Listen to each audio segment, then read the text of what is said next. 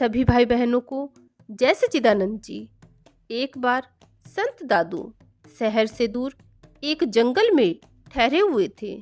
उस क्षेत्र के लोगों को पता चला तो सभी सत्संग करने के लिए जंगल में ही आने लगे। शहर कोतवाल को जब उनके आने का संदेश मिला तो उनके मन में भी संत के दर्शन की इच्छा उत्पन्न हो गई।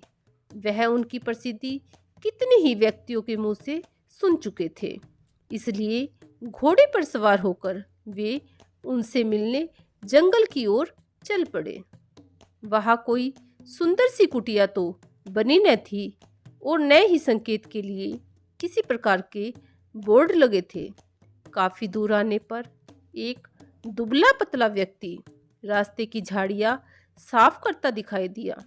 वह बड़ी मुस्तैदी से झाड़ियों को काटने में लगा था। जैसे जैसे ढेर इकट्ठा हो जाता, किनारे के किनारे किसी गड्ढे में फेंक देता। शरीर पर वस्त्र के नाम पर केवल एक लंगोटी थी। कोतवाल ने सोचा, शायद संत का पता इस व्यक्ति से चल जाए।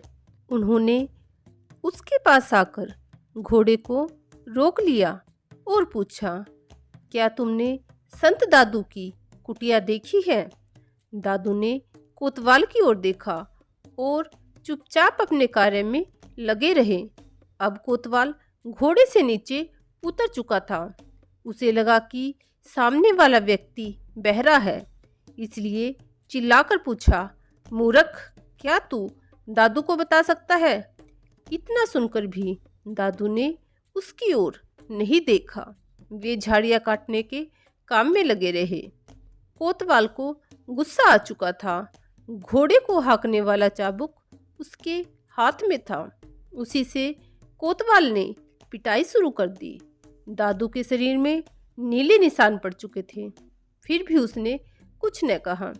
कोतवाल गाली देता हुआ गुस्से में चिल्लाया, बेवकूफ, एक भी शब्द नहीं बोल सकता। गूंगे और बहरे होने के साथ क्या तू पागल भी है? इतना कहकर कोतवाल ने चाबुक का डंडा उसके सिर पर दे मारा। उसका सिर लहूलुहान हो गया। रक्त की धारा प्रवाहित होने लगी।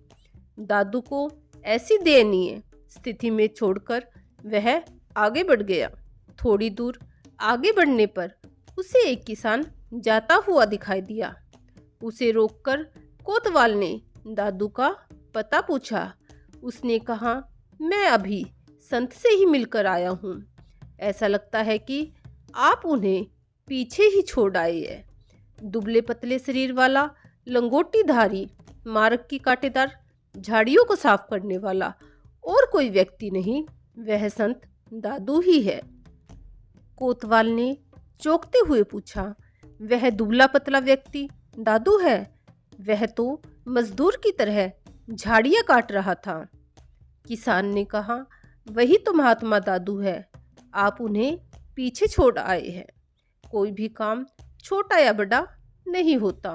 उन्होंने देखा, बरसात में झाड़ियों से सारा मार्ग अवरुद्ध हो गया है और यात्रियों को बड़ी कठिनाई होती है। अतः बचे हुए समय में वे इन झाड़ियों को ही काट कर मार्ग को साफ करते हैं।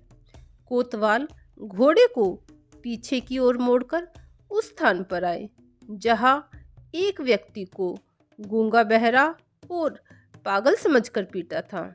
अब उस व्यक्ति के सिर में पट्टी बंधी हुई थी।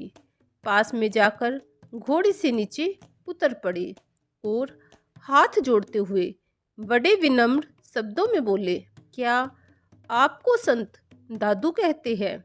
दादू ने सहज भाव से उत्तर दिया, हाँ, इस शरीर को लोग दादू के नाम से ही जानते हैं। अब कोतवाल उनके चरणों में पड़ा आंसू बहा रहा था। अपनी करनी पर बार बार पछता रहा था। उसने बड़ी दीनता भरी आवाज में कहा, महाराज, मुझे माफ कीजिए, मैं तो आपको गुरु बनाने की इच्छा से आया था। दादू ने बड़े स्नेह से उसे उठाकर अपने गले से लगा लिया। संत दादू ने क्रोध को जीतकर धर्म की राह पर चलने वाले व्यक्तियों को प्रेरणा देने की शक्ति प्राप्त की थी।